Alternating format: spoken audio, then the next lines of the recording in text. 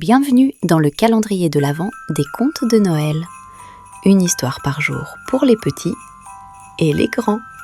Présenté par Ampa Édition. Installez-vous confortablement. Bonne écoute. Il existe dans chaque maison un territoire inexploré, le royaume du dessous du canapé. C'est là que vivait Célestin. Célestin n'était pas une poussière. Sous sa grisaille, on devinait l'aristocrate. Un sucre d'orge en forme de canne, rayé de rouge et de blanc. Cela faisait exactement 365 jours qu'il vivait là, depuis la chute du Noël dernier. Il avait glissé, roulé sous le canapé en velours bleu. L'enfant avait pleuré, la mère avait dit « Ce n'est pas grave ». Et Célestin avait été oublié. Il s'était fait des amis. Billy, une bille en verre snob, et Monsieur Puzzle, un morceau de ciel bleu. « Personne ne vient jamais nous chercher, » disait Billy. « Nous sommes les naufragés du salon.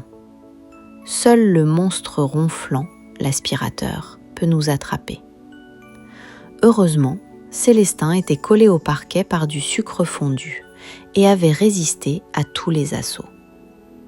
Mais ce matin-là, l'atmosphère changea. Le sol trembla joyeusement. Puis, une odeur divine arriva. La sève, la forêt. « Ils ont mis l'arbre !» s'écria Célestin. « C'est de nouveau Noël !» Son cœur de sucre battit. Il ne voulait pas passer un deuxième Noël dans le noir. Ricana Monsieur Puzzle. « Qu'est-ce que tu crois ? Tu es vieux, poussiéreux et tu colles. Tu es périmé, mon vieux. » Célestin sentit la tristesse l'envahir. Qui voudrait d'un vieux bonbon gris ? La nuit tomba. Célestin voyait juste les reflets rouges et verts du sapin sur le parquet. Soudain, un objet atterrit à côté de lui. Bam ! C'était une petite voiture rouge. Une voix d'enfant résonna. « Ma voiture ! Maman, la voiture est allée sous le canapé !»« Essaie de l'attraper avec le balai, Tom, » répondit la mère. Célestin frissonna. Le balai, c'était sa chance.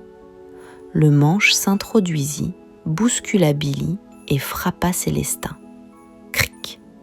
Le sucre collé se décolla.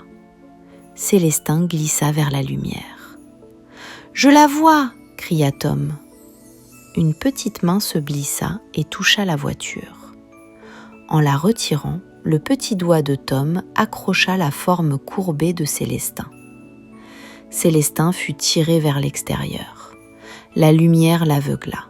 « Burk !» dit Tom en le regardant. « Qu'est-ce que c'est que ça ?» Célestin se sentit condamné à la poubelle. Mais Tom ne le jeta pas.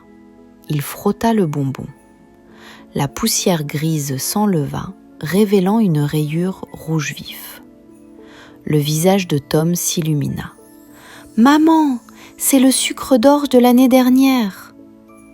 La maman s'approcha. « Oh là là, il est tout gris. Jette-le à la poubelle, Tom, on ne peut plus le manger. » Le cœur de Célestin s'arrêta. Tom regarda le bonbon, la poubelle, puis le sapin. « Non, » dit Tom. « Comment ça, non ? Je ne veux pas le jeter. Il nous a attendus toute l'année, maman. C'est un survivant.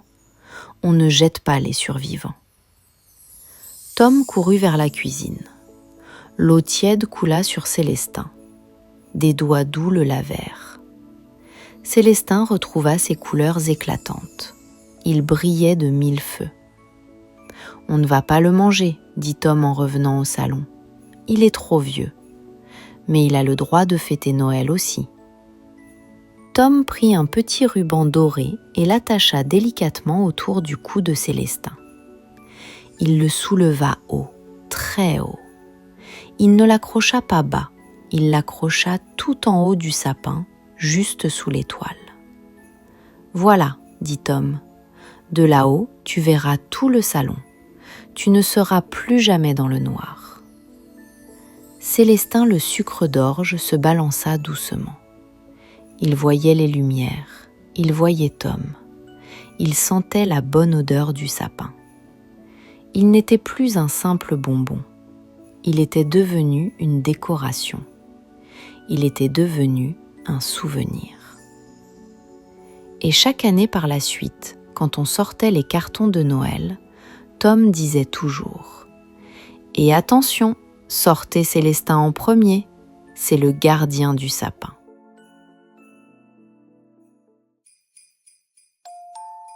Ce conte est maintenant terminé. Une production Ampa Édition.